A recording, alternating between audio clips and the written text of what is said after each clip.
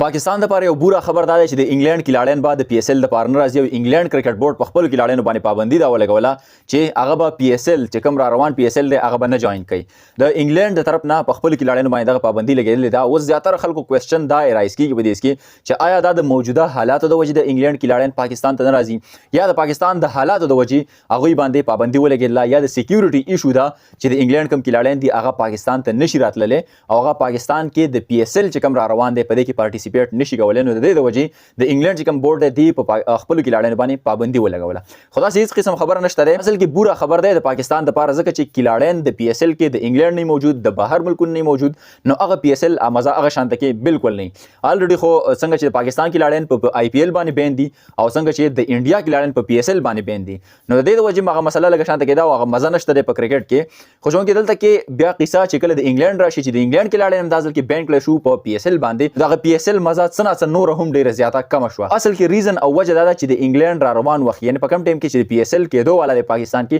په هغه وخت کې په انګلند کې ډومېسټک څه میچونه دي ډومېسټک لیګونه دي نو انګلند کرکټ بورډ غواړي دا چې هغه په خپل دغه میچونو باندې فوکس وکړي او هغه په دغه باندې کار وکړي خپل ډومېسټک کرکټ باندې هغې کار کول غواړي نو دغې په وجه باندې نه صرف په پی اس ال باندې بلکې په سریلنکا کې هم په دغه دورانیه کې